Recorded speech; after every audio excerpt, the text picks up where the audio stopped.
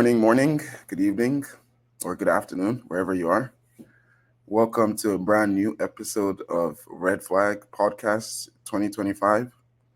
Bro. Shay, how was your New Year, Christmas, and holidays? How was it all? Yeah, it was great, man. Spent Nice, a lot of time just being lazy. Sorry, nice. guys, we didn't record last week. Nah, we were on holiday. We were on holiday, so Yeah, I hope you guys had a nice Christmas holiday. Wish everybody a happy New Year, and yeah, we're trying to get new things this year.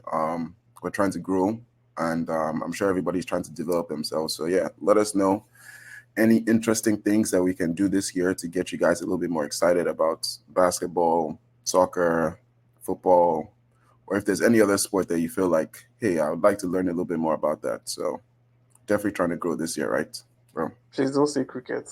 Please don't say Yeah, I cricket. mean, Yeah, there's only so much that we can watch. Cricket, rugby, all those. I mean, maybe a little bit of golf, but at the same time, like, who has the patience to watch golf? okay. But Anyways, yeah, a lot of games happened over the holiday period. The NFL literally was playing a game every single day over the holidays. bro, The NBA had its typical Christmas day, which was pretty good games. It was kind of funny because the NFL and NBA for the first time competed on the same day, which is like prime time NBA, and the NFL shitted on the NBA. I think the come on. It was maximum, on Netflix. What do they expect, bro? but bro, like, come on, it was almost like four times as much. I think the largest game that they had, no, it's three times as much. The largest game the NBA had was the Lakers, like 8 million views, and then the Netflix games were like 24 million views. Bro, Netflix is showing all over the world, man. Even to the In point that real Netflix time, crashed, their platform crashed bro. during Beyonce's halftime show. The So halftime show. Yeah. yeah, there was a lot of festivities, a lot of sporting activities. Also in the Premier League, they played games, Boxing Day, and they played New Year's Day. So we'll go through some of those results, the most recent ones. But yeah, so many things that happened over the holidays. We're just going to pick up in 2025 and run you guys through with that. So Yeah, pretty much. kick off with the So, NFL, right, to start? yeah, always. Um, yeah, so NFL week 18, the last week of the NFL regular season. Um, start from the AFC. The Browns lost 35-10 to the Baltimore Ravens. Bengals beat the Steelers 19-17 to give themselves a chance of making it to the playoffs, but yeah, other results didn't allow that. The Panthers beat the Falcons 44-38. The Commanders came back and showed their superiority against the Dallas Cowboys, ultimately winning the game 23-19. Caleb Williams didn't play great, but was good enough to get the Bears their first win against the Packers in 11 attempts. Right, Bears beat the Packers 24-22. Yeah, I'll just say things are looking up for the Bears. They get a good head coach the off season. Yeah, um, the quarterback has shown a lot of promise. Things he needs to clean up, but a lot of promise at the same time. Moving on, the Texans beat the Tennessee Titans 23-14 to wrap up their division and qualify for the playoffs. The Jaguars But we forgot lost to to the mention that Colts. the Titans clinched the number one overall draft pick with that Oh loss. yeah, yeah. Um, the Patriots beat the Bills 23-16 yesterday and surrendered the number one pick, number one overall pick in the next draft as a result of that win. And the Titans losing to the Texans meant they now have the number one overall pick for the next NFL draft. And who knows, maybe that's why the Patriots decided to fire Gerard Mayo. I don't know. But yeah, like first year as a head coach and yeah, essentially got fired last day of his season. Wish him all the best in his The career. Jags lost to Yeah, the the Colts. Jags lost to the Colts and also fired their head coach So it's kind of after like that result. opposite. You can win and you can lose and still get fired. Yeah, like the owners decide that ultimately. Yeah. So the New York Giants continue their losing ways, losing 13-20 to the Philadelphia Eagles, who were without their first two quarterbacks in their depth chart, and no Saquon, no rushing record for Saquon. Yeah, they played their whole second string. Like nobody on Yeah. defense, nobody on offense. The Like the Eagles whole still whole managed to line. win, but credit Malik Neighbors set the Giants franchise receiving record, right, for number of receptions in the season. And yeah, definitely have to give him a lot of credit because when you think about it, I think he has caught passes from four different QBs this season. Yeah, he's good. Hopefully they can do something nice for him in the draft next year and improve their fortunes. Spencer Rattler and the New Orleans Saints lost 19-27 to the Bucks. Started off well, but yeah, ultimately Baker Mayfield and his boys rallied and secured qualification. Although the Falcons lost, so I don't think losing would have mattered for them in the end. But yeah, hate the Glazers, hate the Bucks. I don't know. Sorry, Bucks fans. I don't like your owners. Um, yeah, the Chiefs lost 38-0 to the Denver Broncos. The Chiefs did not play any of their starters on offense, on defense. Man, like talk about like not wanting the Bengals to qualify. Like I don't care what anyone says, but the Chiefs did not want the Cincinnati Bengals to get the number 7 seed in the AFC. Like, But I I mean, mean, the one thing that I'm generally seeing as a theme for this whole week, and it's sort of like almost like a question to like the strategy of adding this additional week. Virtually everything had been more or less decided going into this week. It was, yeah, there was the number one seed on the NFC side to be decided, and also this additional I mean, position for all the the seeding Bengals. wasn't decided technically. No, I don't mean all Commanders of it. didn't win. I mean like majority of it. 70% of Yes. it was done. So you had situations like again the Chiefs, the Eagles benching their whole starting players just so that Mm-hmm. they were prepared for the playoffs. So it's again it's just a question of I understand there's a money incentive behind this additional game, but is it enhancing the footballing experience? That's the question I'm asking. Because if we're For going to me, have teams sitting for me down, is yes. For me is yes. And really and truly, like it's not the Chiefs' fault that the Bengals lost all those games. no, no, no. I'm not saying it like that. I'm saying it more from like a importance or the relevance of these games. Like the top teams were not coming into this week thinking this was a relevant week. That is just bad for the brand. Is kind of what I'm saying. It's what the NBA struggles with in terms of the importance of every game. The NFL has always had that down because every single game matters. Like you have to win to sort of get to the playoffs, and then from the playoffs you need to win through to get to the Super Bowl. But this is the first time where a week feels like it's just a throwaway. It's just an For additional, some teams, not all almost teams. like preseason game for some For some for teams. For most some teams is teams. what I'm saying. The teams at the Man, bottom, make yes. hay while the sun shines.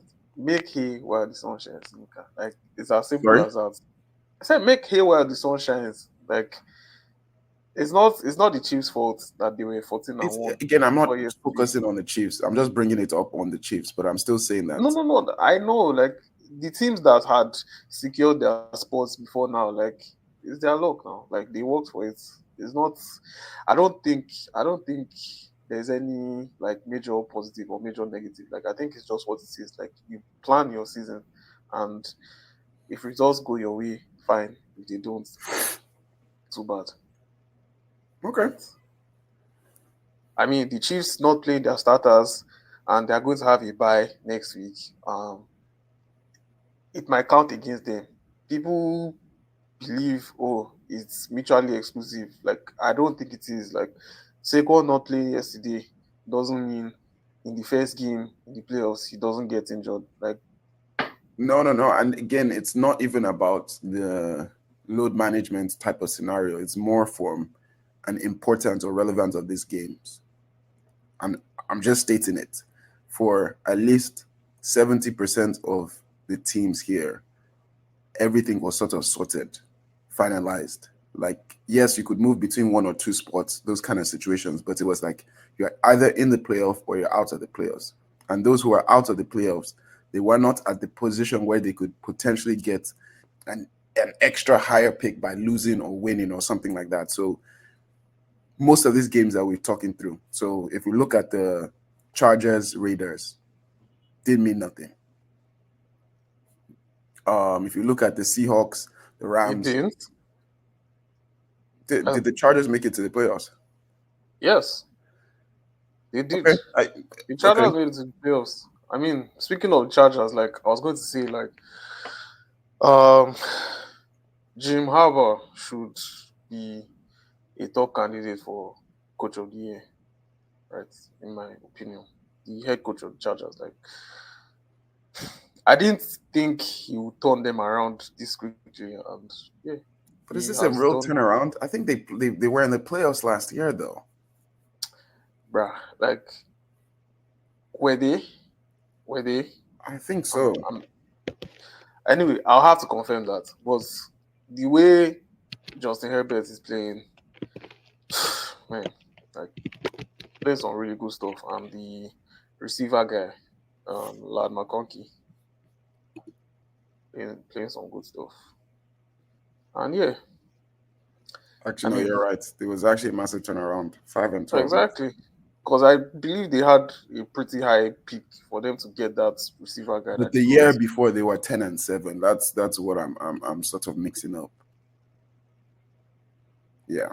I mean they've gone back to where they were. The guy, their previous coach was he had a good first season, and then the second season it was kind of like not as good. It's still I don't know. I still think like obviously like the Lions coach is definitely way more of a candidate because of what he has done through the lifeline of the Lions. Like the Lions were a 2 and 15 Oh, I mean, they are 15-2 this exactly. So season, he right? literally So, flipped their literally flipped it within a year and a half. Dan Campbell. I mean, they will give it to who they will give it to. I'm just saying, like, you should have a He's shout. a good shout. He's a good shout. Yeah. Yeah, the Seahawks beat the Rams 30-25. I mean, the Rams had already secured playoffs. So, yeah, it was good to see Geno Smith activate some incentive in his contract by the end of the game. Aaron Rodgers in what could be his last game for the Jets, or maybe even his last NFL game, beat the Dolphins 32-20. Um, yeah, I think he's now over 500 touchdown. He has made over 500 touchdown passes now. After yesterday's game, and yeah, still significant way behind Tom Brady, but yeah, credit to him. Hall of Fame career for sure. Um, Previous Super Bowl winner. Um, yeah, if that's his last NFL game, I don't think you can say he has had a bad career. He has had a great career, a career that a lot of people wish for. That's all I And have to yeah, say for Aaron Rodgers. On to the next. uh, 49ers. yeah, 49ers were smacked by the 49ers got Cardinals. spanked by. Arizona Cardinals 47-24, and it was good to see the connection between Kyler Murray and um, Marvin Harrison Jr. We hope both will remain at the Cardinals next season and continue to build on that I mean, relationship. Harris is going to be there. You mean Kyler Murray? Kyler Murray already signed a contract. I don't think the Cardinals are going to let go of him because he definitely has the quality to be a top quarterback. It's just, I know that, but is he happy at the Cardinals? yeah, I mean, there's no other situation for him realistically, and everybody has seen like the whole quarterback moving is not as easy as you see. Like whether you're being signed off a free agent or a trade scenario, and I'm talking about the Jets and the Falcons. It Mm. just doesn't work out as good as you'd want it to be. So he's just got to figure out the situation. They need to get him some protection. They've gotten him a weapon in Harris. He has a good running back. Yep. Their defense can improve. Their defense can certainly improve. But again, he just needs to uplift the team, and that's him going to that next level as a quarterback. I think the main talking point here is the 49ers. Like they are certainly a team that might need to push the reset button. And with their quarterback coming off on as a unrestricted free agent, they need to make a key decision on how they're going to pay him. They can't pay him like a top quarterback, which he was showing promise as, But but at the same time, he's going to request top money I mean, because again, you can technically he request has what been starved. that's His that's rookie where contract wasn't great, right? So that's he where has to get paid. that's where the relationship with the ball club matters. You have to do a contract that works for the player, make sure that he gets paid, but at the same time, it doesn't strap them up with the cap and they're unable And to they make can money. spread it. But What are you going to do with Baba Debo? What are must you going to collect do money. with Brandon Ayuk? They These are just paid questions. Ayuk. Again, but I'm still saying like Ayuk has not really had a great season. So what do you do? He Do got you injured. what? He got injured. You can't really say. Okay. He got CMC injured also. early. McCaffrey to injury issues. No, I know it's injury, but it's like, what is the future of the team? I These are mean, some of the things that you need to make. Is Kyle Shanahan still going to be the head coach? So yeah, they I have don't a think they lot move on from Shanahan. they have a lot to figure out. Yeah. Um, yeah, I guess we can move on from the 49ers. And yeah, the main game of the day, the week, really and truly. The Vikings lost 31-9 against the Detroit Lions, and with that win, the Lions ultimately tied up the NFC number one seed, and the Vikings are the fifth seed in the NFC. Yeah, Vikings didn't score a touchdown, bruh. Vikings did not score a touchdown on the night, and um, Jameer Gibbs 4 total touchdowns on the night, 3 rushing, 1 passing touchdown. Like it was what I'll call a defensive masterclass from Aaron Glenn. Like honestly, I don't think I've ever I've I watched a couple of Vikings games this season. Like I remember saying at the beginning of the season, like how like the Vikings are looking like really good, right? And Yimika, you felt, yeah, they will still tail off. But to their credit, Sam Darnold has had a really good season, right? For someone who was signed as a free agent to come and be the backup, right, to a first round draft pick quarterback in JJ McCarthy, right? Um, yeah, Darnold spends a lot of time on the ball, and the Vikings. will I say, capitalized on that. Like, bro, I don't think I said like in previous weeks, like how Patrick Mahomes used to like have to run for his life, getting hit a lot. Bro, they almost killed Sam Darnold yesterday. Like, I don't know. And yeah, he wasn't really connecting with his guys, Jordan Addison and Justin Jefferson at the So White House. But I don't know. Like, when you think they are playing zone defense, they play man.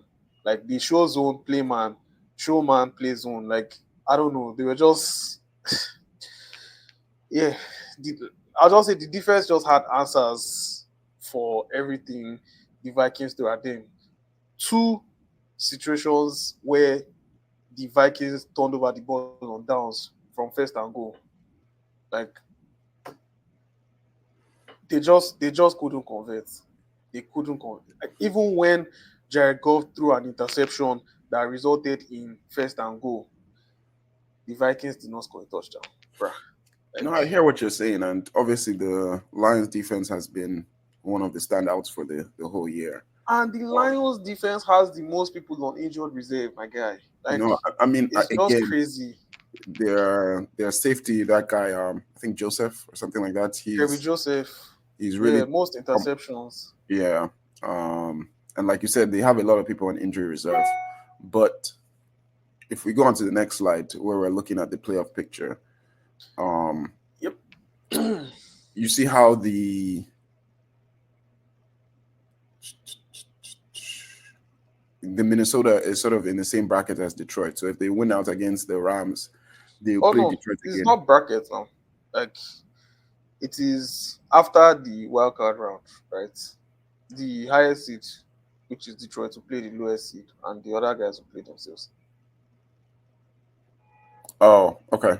Yeah, Um, yeah, but again, so between Washington and Tampa, we shall know the Philly is going to get into the bottom of the NFC.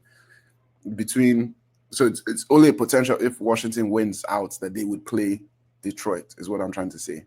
Like it's most yeah. likely going to be 6-3 moving into play. They'll probably play a rematch. Like, if the Vikings beat the Rams, I expect them to face Detroit.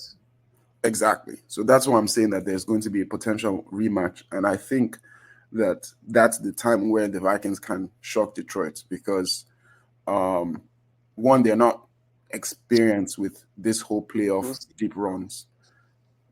Um, Playoffs is where a lot of upsets can happen. You know, who is on it that day and who is ready to sort of perform. So For sure. I'm just calling it as a potential situation where you might see an upset. On the AFC side, we think it's very clear. Like Buffalo's definitely going to win out against Detroit. Baltimore is definitely going to win out against Pittsburgh. So you have the Allen Lamar MVP showdown, and then Hmm. KC will just get the winner of the Chargers or the Texans, which should give them a clear road to the AFC Championship. So I think the playoff picture is kind of very clear. But the one place I can see a potential upset is that Detroit's facing the Vikings as a rematch. Anywhere else, I'm kind of anticipating the higher ranked team to sort of make it to the championship game. So, I mean, from what you're saying, in the NFC, Eagles to beat Green Bay, obviously. Um, Tampa to beat Washington. I can see Washington beating Tampa potentially, but again, I don't see. I mean, I can see it, but I don't think it's going to happen. I think Tampa will Fair win enough. out and they will play against the Eagles. So Eagles will rematch against their first team with Golden Green Bay, and then have another rematch from last year's playoff or wild card game where they lost with Tampa, and hopefully they should be able to make it to the NFC Championship. The All only right. thing I think is maybe your Baltimore, the Buffalo Baltimore game will be very interesting, very interesting.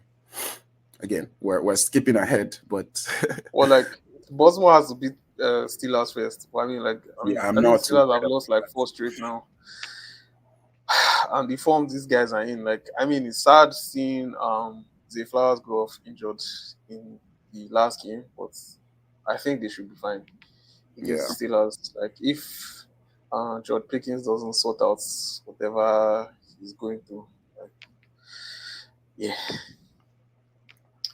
Anyway, um, basically this is the playoff picture. The games will start on Saturday, I believe. Saturday 11th of January. And so you have games on Saturday, Sunday, and Monday. And yeah, we'll see who makes it to the divisional rounds.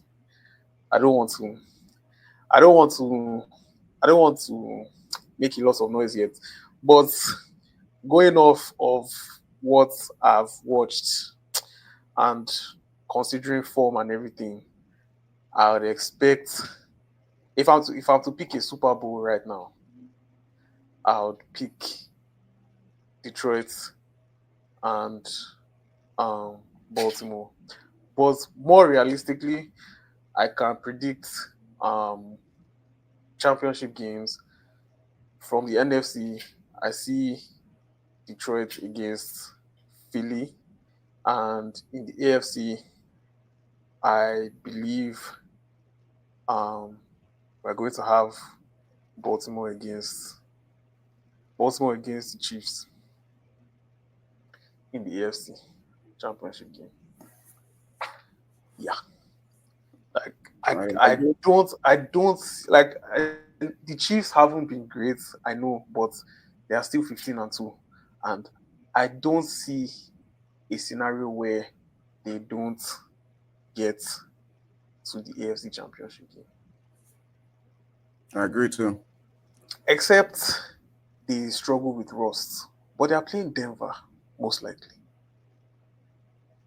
If Denver beats Buffalo, right? But if Denver doesn't beat Buffalo, I'd expect them to play one of the Chargers and Houston. So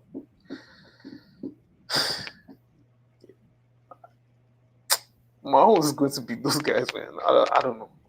Like, I will see. Like that's you said, next week we'll have a new update for this bracket, and yeah, for sure, we might for sure, update for our sure. picks We'll based have a on clearer picture. the game. Yeah, so I guess we can just quickly move on to college football. The quarterfinals of the college football playoffs happened between 30th and um, 1st of January. And yeah, hearts go out to the um, incident in New Orleans that delayed the Georgia game. Um, may their souls rest in peace. The Fiesta Bowl, Penn State beats Boise State 31-14. Um, yeah, not really a surprising result, to be honest. Boise State give a pretty good account of themselves, but yeah, Penn State were ready for anything Ashton Jinty brought to them, and yeah, a large I part think of Boise State's offense is around Ashton Jinty carrying that ball. I think the general themes of all these games, and just Mm. if you go into the next score, you're seeing where the top four teams, which were based on winning their conferences, all lost out. So it's one of the things that you've been mentioning, Shay. So if you go on to the next score, Yeah, um, um, Arizona State lost to Texas in the Peach Bowl 39-31 in surprisingly close game because the way it started, I thought Texas was just going to run away with it. But yeah, I went to Arizona overtime. State did well to come back. Cam Scatterbull, really good running back. Really good running back. Gave a good account of himself, but in the end, like I think Texas required Was it double overtime? But yeah, Yeah, they definitely required overtime to beat Arizona State. And yeah, but again, another upset. So Arizona winning out the Big Ten to get that number 4 seat, Big sort 12, of Big showing 12. that they're not as like the winning out your conference and being positioned in a bye might not be the best strategy for this Yes, for going sure, forward. for sure, The next results. This one was for the sure. real shocker. Ohio State, Ohio State, Ryan Day and his boys just belt to ass pretty much. Again, this game was like a 1 point game in the regular off season, and part of the reasons why Oregon maintained this number 1 seed. But it was clear that these teams were a lot closer in terms of the competitiveness. So a 1 and 8 seed is kind Yeah, of like is not realistic. Like this should have been a later this is game. a game that would have been better in a semi-final fixture, if you Exactly. ask me. So this is like a little bit too early to have this Yeah, competitive of a game. And I'm not saying like Oregon would have won out or done better, but at the same time, like these are the kind I of games you want to see. I also feel like them getting the bye and teams like Ohio State not getting the bye and being like more, you know, like In form or like sort of in the yeah, zone. like more tuned in or dialed in basically like from playing the first round, like just gives Ohio State an advantage. Yeah. Like And you it can't should replicate be, game, you can't replicate playing in a game in training. Like there's yeah. no there's no like amount of intensity you want to apply in training that will be able to simulate like that match day experience. So And this the next result, that was also another big upset because I don't yeah. think anybody would have anticipated Notre Dame to really like just run Georgia. So for me, I think I think this came down to this came down to Carson Beck not being available for Georgia. No, I, 100%. But I still think, I think it ultimately came down to that because you could see Notre Dame's like defensive strategy was to essentially force the backup for Georgia, which is what's his name, Gunnar Stockton, to try to throw the ball or have to throw the ball down the field, like, and yeah, it wasn't yeah, I really mean, working but out. That's again, not like really his like they were coming from strength. like a pretty tough game in the previous round. Yes, So they were, yes, like you said, game ready, sort of dialed in and ready to sort of compete in this game. Whereas Georgia was a little bit cold, and on top of being cold, they didn't have their starting quarterback. So yeah. just some considerations for the committee going forward, how they want to set up this. Oh, I'm 100% sure. I'm 100% like okay. I mean, I can't be 100% sure, but I definitely feel like they are going to make changes next year. If you see the bracket right now as the current Yeah, Ohio State against Texas, Notre Dame against Penn State. I think these two games, these two games are going to be relatively competitive from both sides. But I hmm kind of at this point see Ohio State as a clear favorite for like lifting the. I mean, it's crazy, right? You are in a semifinals and you don't have one, two, three, four seed. Yeah, so like it was. That's why I said it was the upset Like weekend of upsets, the field has been flipped. Like it's crazy. and that just in So itself just shows that really and truly like how they set it up. the seeding needs to be better. Like I think the seeding needs to be done based on like your actual rank, right? Yeah, And I less don't on know. this like artificial seeding. It just seems like it's them You can't be justifying. giving Arizona State a bye, man. Come on, Yeah, Boise State. or Boise State. But yeah, more games to come up. I think it's over the weekend. Do you know what date it is, Jay? No, actually, is is it this weekend? Should be. Let me just check. real quick.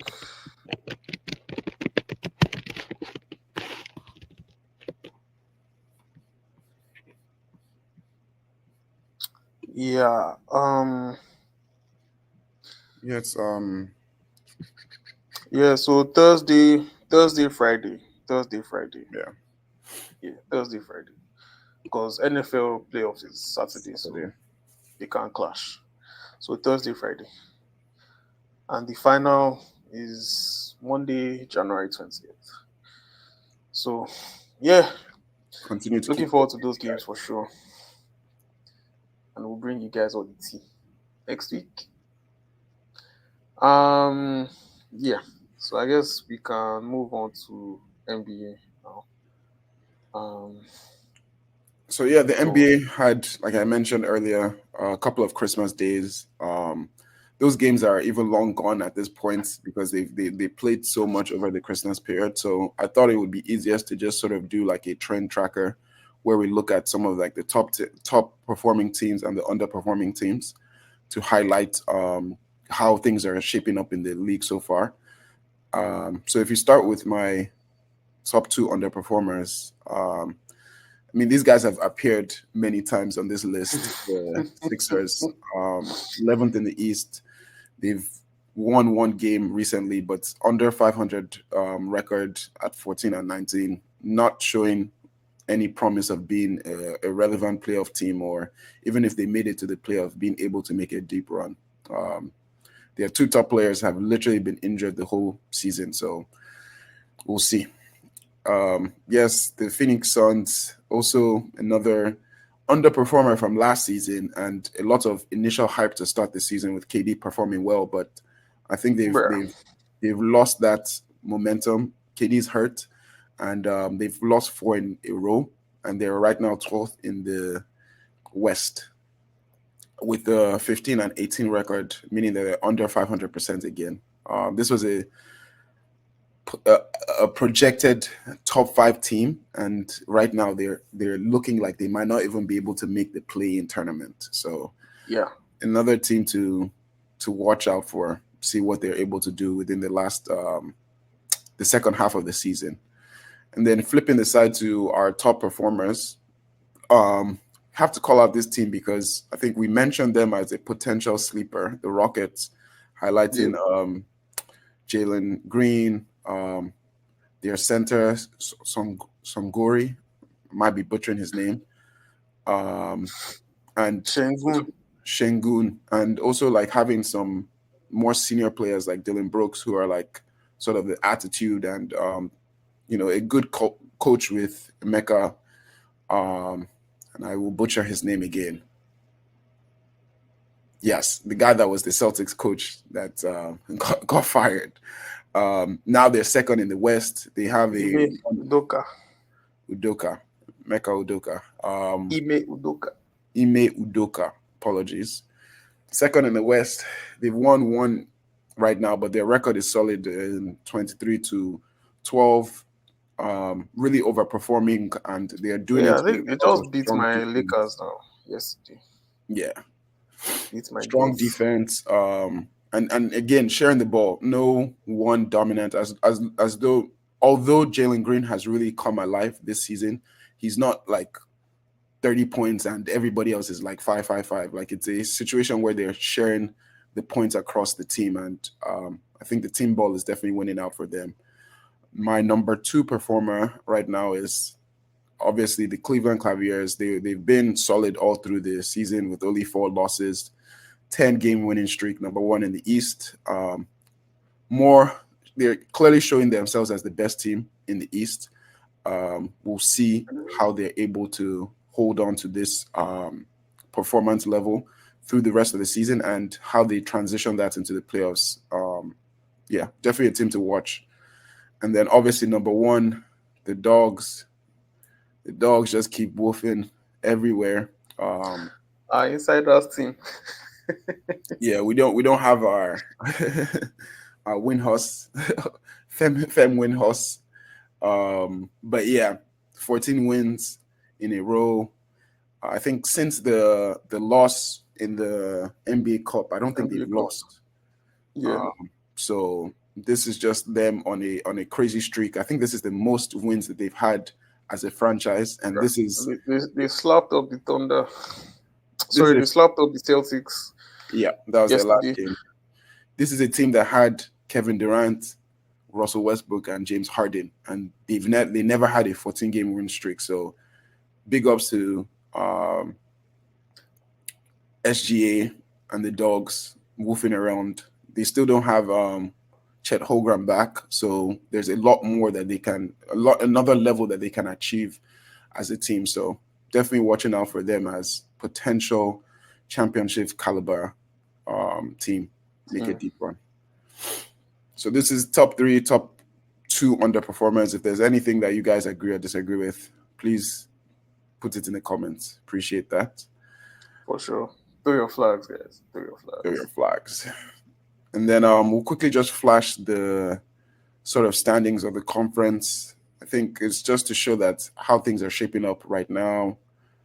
Yeah. Um, Obviously, like the Eastern Conference is super competitive, but you're seeing a lot of 500 teams just being at the number six seat. So there's no real shocker. I think the main shockers right now are the Pistons and the Bulls, how they're performing really well. Also, the Magics have really shown themselves as taking a very big step to sort of be more of that mid-tier team. Miami has been shaky with a lot of issues with Jimmy Butler looking to get traded out. So we'll see how that pans out as I wouldn't call it the trade. Basically, all the players who had contracts signed in the summer can now be traded. So this is kind of like the trading window where a lot of teams are more active. And we've seen a couple of trades earlier with the Lakers um, getting some players from Brooklyn and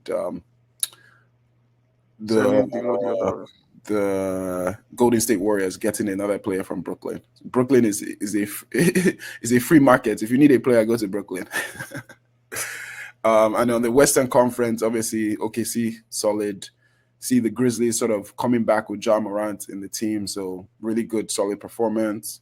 Denver has sort of reworked their early season struggles. Golden State, that was really doing well, has sort of slipped a little bit, which is why they've gone to revamp with some trades. But in terms of the teams underneath the play-in, I think the only shocker right there is the Phoenix Suns, maybe the Kings a little bit based on how they played last season. But Darren Fox definitely has his eye outside of Sacramento, so we'll also keep our eye out for that. And a low key shout out for the Pelicans who have big decisions to be made in terms of Zion, Yeah. Ingram, McCollum, DeJounte Murray. They have a lot of talent, but obviously that talent is not working with the 7-29 record. So they will definitely be a seller for the trade market, and we'll see who can fish well and get some good talent down in New Orleans. Yeah. And then to wrap up this our NBA segment, we did introduce that the new playoff format was confirmed by the NBA. So we just thought we'll All show star, you. all star, all star. Sorry, All Star. Apologies. The All Star format has changed to like a three-team split, and then the Rising Star winner will sort of add up to make a four-team The sort of fourth team, yeah. block football, a block basketball type of scenario. But here, these are sort of the early results for the front court, which includes the power forwards, small forwards, and centers, and then the guards, which are just the point guards, the shooting guards. Um, Obviously, we got to shout out Wemby on the Western Conference side. We know the top four are always going to be there. Shengun, who's also playing pretty well for Houston's out there. Jalen Williams, good shout out there. In terms of the guards, nothing stands out in terms of everybody. I think Powell from the Clippers is maybe the biggest shocker, but we'll see if he's able to sort of actually get a all-star call-up. On the Eastern Conference, Carl Anthony Towns has really dominated since he's moved to the New York. So you can see it's definitely reflecting on the number of votes.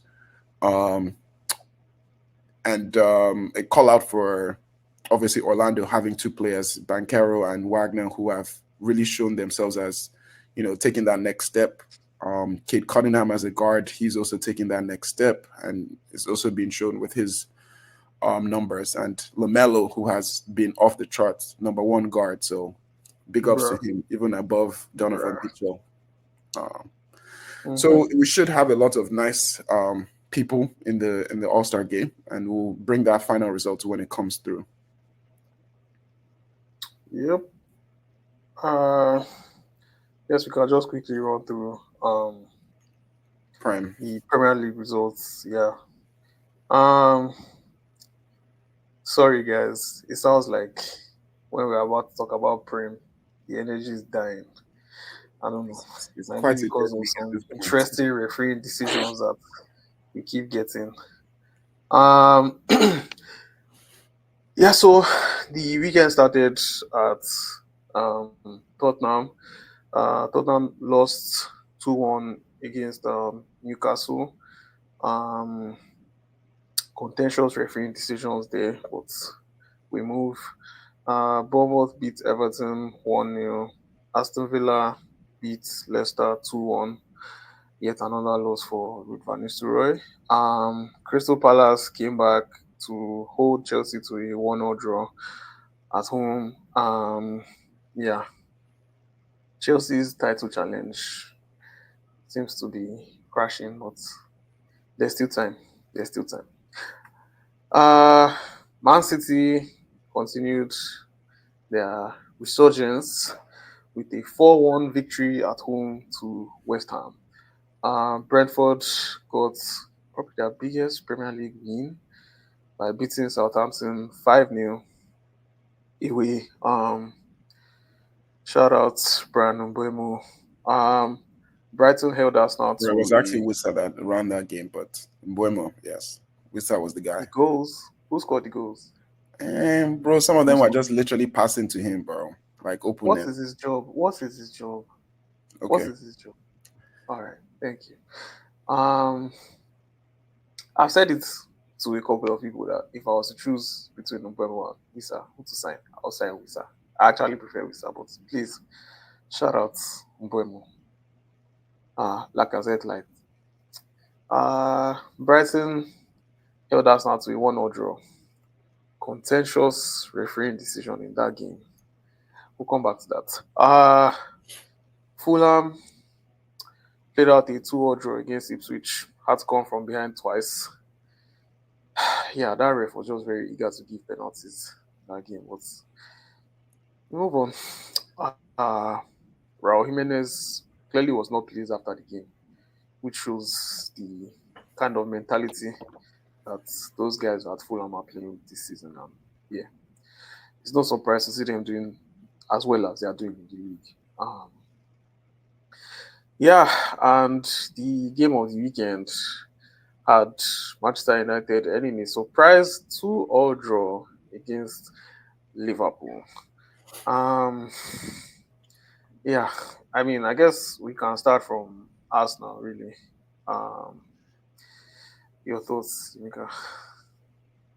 um, I mean, I know the penalty decision was kind of like you said, contentious.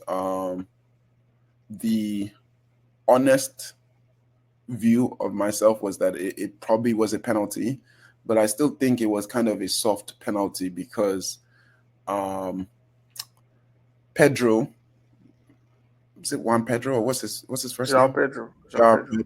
Joao Pedro wasn't in full control of the ball. He literally just like was kind of in the box, flickering the ball up to sort of create some type of space, and Saliba sort of trying to head the ball and heading him didn't sound like it was a clear. I'm looking to take out that player. If I'm looking to take out that player, I'll use my legs to get him out and just sort of cut him out. So for me, it kind of felt like it was almost yeah. If if you flip a coin, it could have gone both ways. But I think I like VAR to sort of call those decisions back and let the game flow, rather than the referee pointing to the spot and it becoming the point where VR cannot intervene. Cannot overturn it. Yeah, Exactly. Like VAR clearly couldn't overturn it after reviewing that. Right. But it goes both ways. It's a double edged sword. VAR will also call back things that should be allowed and bully the ref into saying, yeah, I don't mind, but I'm saying when VR calls the ref to go and look at the screen, the ref can make the call and say no.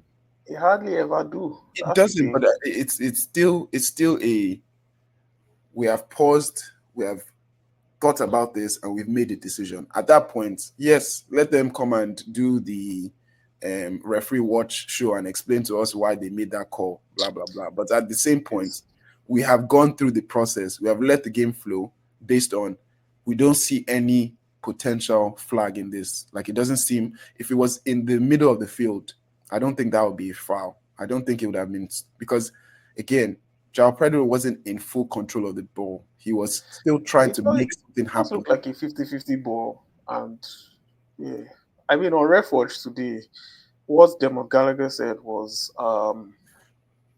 yes, Saliba made contact with the ball in the end, but it wasn't Saliba making contact with the ball, but the ball made contact with Saliba. It's like, bro, like I don't even know what you're saying. Like we nobody has control of the I ball. can't even say it with a straight face. Like, I don't know how that guy does this, honestly. I don't, I feel like that guy is always high.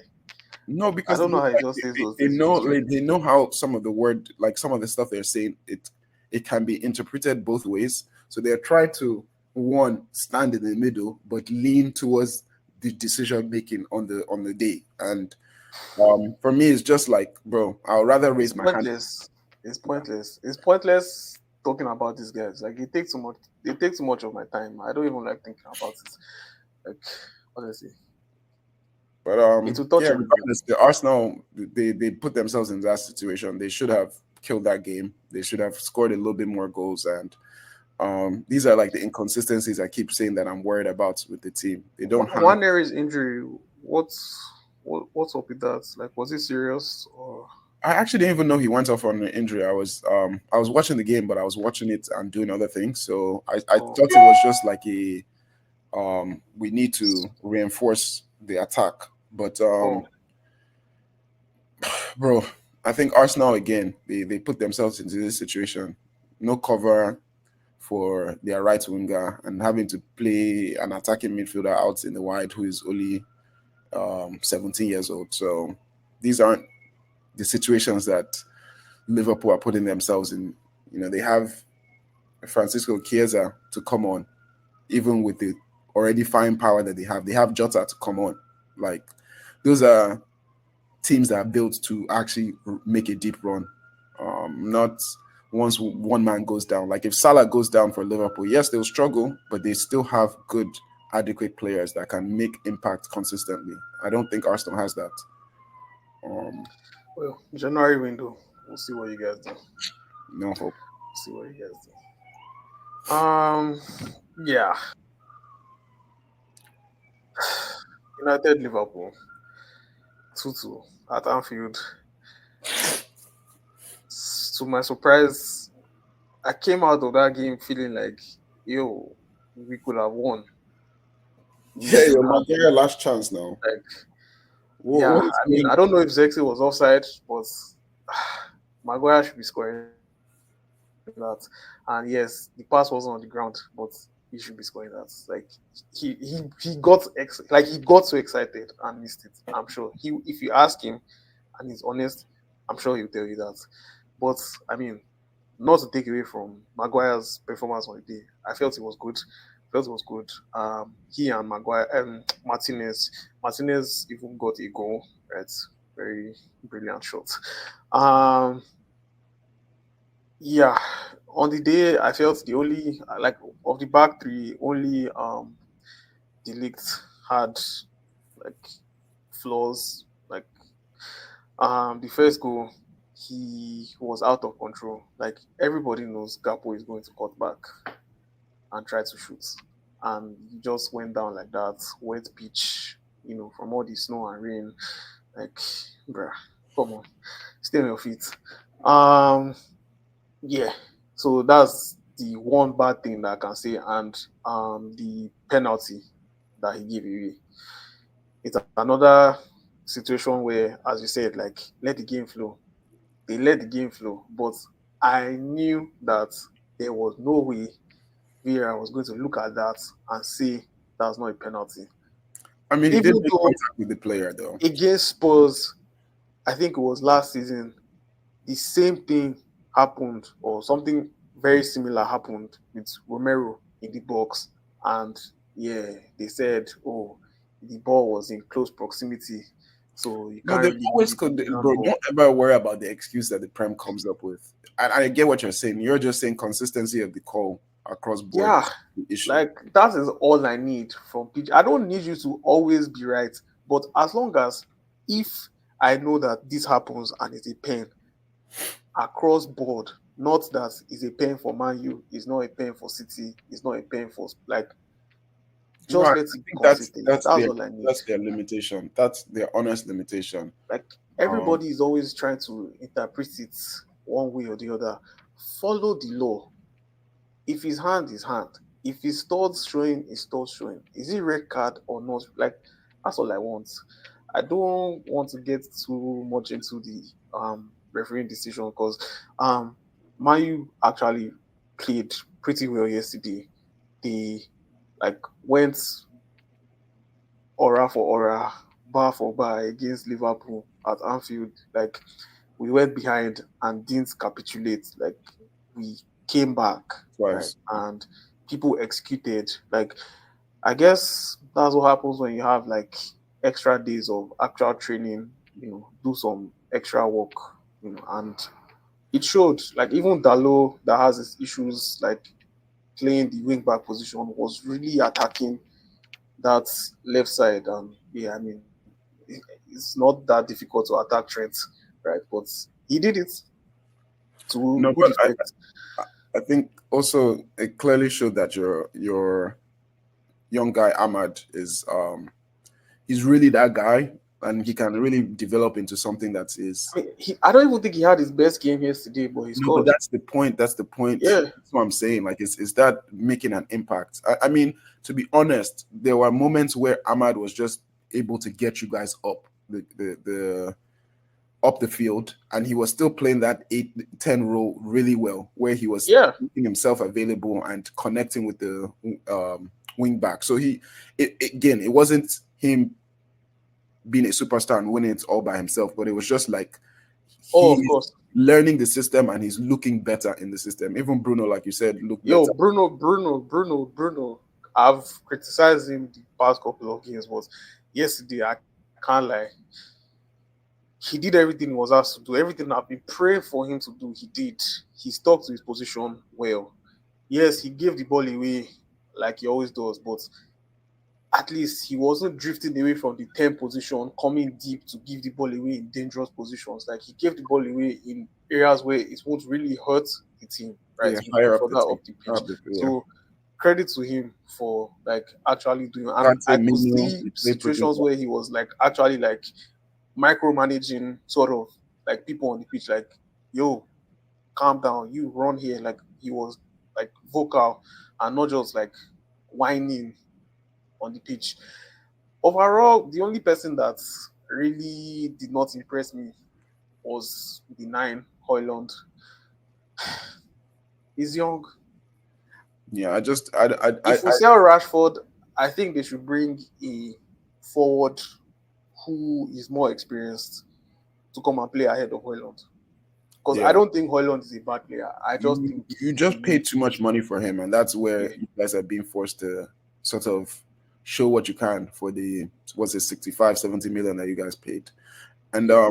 I was also going to make a comment about Delete. I think realistically, until he starts playing in the middle where Maguire is playing, you really can't expect much from him. He is a sweeper, ball playing type of center back. So him playing outright on the right side is him having to be more mobile than he is. He's not I know. quick or immobile, but he's better off seeing the play in front of him and coordinating. I think right now the best back three. will be De Ligt in the middle, Martinez left, Euro right.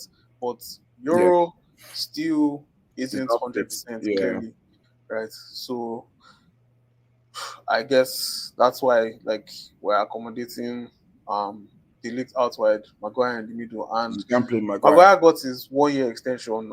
People are saying, oh, like he's slow, this. Like, I get it. He's not the ideal guy, but we No, he's a can't good lose. cover. We He's a can't good. lose. We can't lose Evans, Lindelof, and Maguire all at once, Yeah, right? because you can't replace. Replacing all three of them will be tough.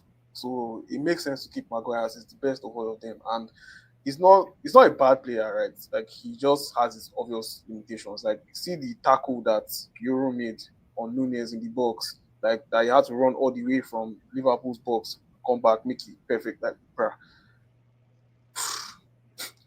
So I can't Maguire imagine if that was Maguire, bro. and Delete cannot do those kind of things. Delete Yeah, needs to be in position. So I would say Delete is a better in position I distributor. think it's faster, In and I manage- think like playing in the middle more will help him like learn the set. position better, and he will look a lot more settled down.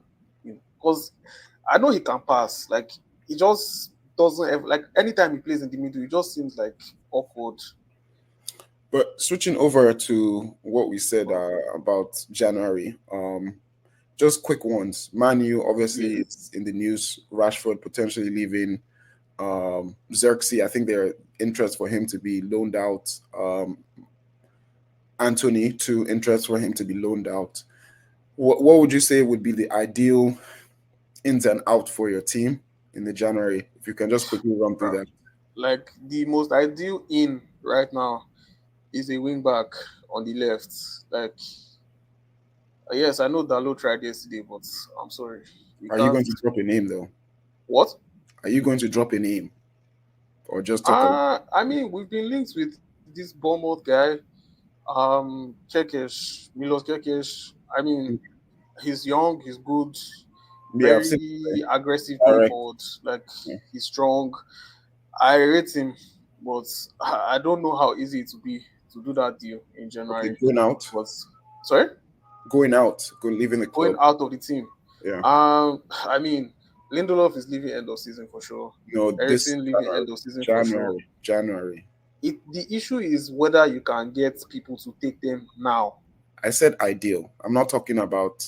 Um, Okay, well, I mean, ideally, like if they can bounce Lindelof by, if they can bounce Ericsson by, I don't know. If you bounce Casemiro, you probably have to replace him. That's why I don't think they will sell him in January. Yeah. So so what? You don't think Rashford, Xerxes, Anthony, those guys? You think they're going to stay? I don't I don't know. I don't think Xerxes leaves. I don't think Xerxes leaves in January. But there's a chance Rashford can leave if they find a buyer, right? And clearly, like this guy has dropped Rashford. I don't think. So would you again? You're trying to make this so realistic, and I'm just asking for your hot take. Would you like? Would I like Rashford to bounce? Yes, like if Yes, they that's don't, all if I needed to hear. like That's all I yes, needed for to hear. oh like Who's buying him or removing reality who's going and to? how possible it is. Yes, like Rashford So should bounce Rashford, because clearly Rashford, he's Xerxes, not Anthony. Rashford, Zexi. I don't know about Zexi. Yeah, actually, I'll just add Zexi to that because if we're signing a striker, Zexi has to bounce. Yeah, Yeah. but you didn't. So You didn't. Rashford, Zexi, You Anthony. only mentioned a full. Rashford, Zexi, Anthony, Ericsson, Lindelof, Evans. Right. And only sign a I don't even want to put Evans because like that guy is old. I don't think anybody's buying him. and only But sign a fullback. So five out. urgently, we need a left wing back for sure, and we need another 10. Mount is not reliable. We need another 10. Oh, I forgot Malasia. Malasia out.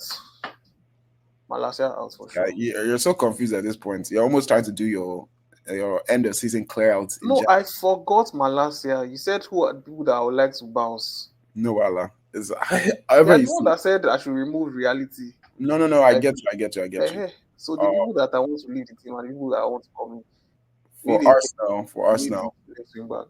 I would um there's nobody I would really get rid of right now. I think the only thing that we clearly need is a winger or a forward.